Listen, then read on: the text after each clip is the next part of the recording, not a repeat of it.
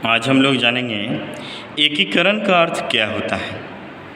एकीकरण का अर्थ यह है कि जब दो या दो से अधिक बैंक मिलकर एक नया बैंक बनता है और उसका नाम भी बदल दिया जाता है, उसे ही एकीकरण कहते हैं। रेल, डाकघर, परिवहन में ये तीनों सरकार के अधीन नहीं है।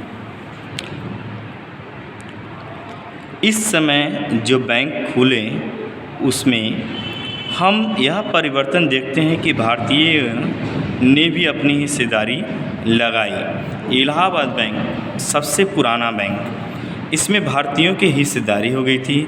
प्रबंधन भी अंग्रेज करते थे और स्थापना इसकी 1865 ईस्वी में की गई थी। मुख्यालय जो है कि इसका कोलकाता था। राष्ट्रीयकरण 1969 ईस्वी में इसका किया गया। भारत में खुलने वाले सभी बैंकों में यह बैंक सबसे पुराना है, क्योंकि यह आज भी कार्यरत है।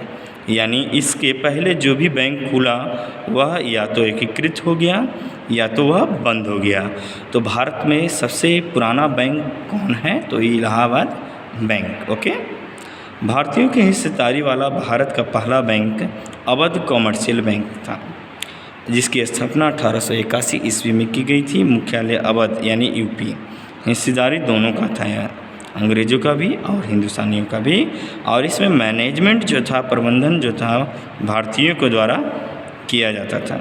यानी भारतीय पत्ती पर कार्य करने वाला यह भारत का पहला बैंक बना। कौन? Awadh commercial bank. अब बात करते हैं इस समय जो बैंक खुले, अंग्रेज़ों के अलग तथा भारतीयों के अलग तथा दोनों के साथ भी खुले। इस समय का जो बैंक था वो पीएनबी था, जिसकी स्थापना 1894 ईस्वी में की गई थी और इसका मुख्यालय दिल्ली था। हिस्सेदारी और प्रबंधन दोनों भारतीय का था। इसका राष्ट्रीयकरण 1969 ईस्वी में किया गया। शुद्ध रूप से भारतीयों का पहला बैंक यह है, यानी पीएनबी। भारत सरकार का पहला बैंक एसबीआई 1955 ईस्वी में। शुद्ध रूप से भारत सरकार का बैंक आईडीबीआई है, यानी भारत सरकार का, यानी इसमें सरकारी शुद्ध रूप से अगर कोई पूछे कि भारत सरकार का पहला बैंक कौन है, शुद्ध रूप से भारत सरकार का बैंक कौन सा है? तो आईडीबीआई। ओके। भारत में खुलने वाला पहला बैंक बैंक ऑफ हिंदुस्तान था। कैपिटल के आधार पर भारतीयों की हिस्सेदारी वाला पहला बैंक इलाहाबाद बैंक देश का सबसे पुराना बैंक है, जो आज भी कार्यरत है। भारतीय पत्ती पर कार्य करने वाला पहला बैंक अवध कॉमर्शियल बैंक और शुद्ध रूप से भारत का पहला बैंक पीएनबी है।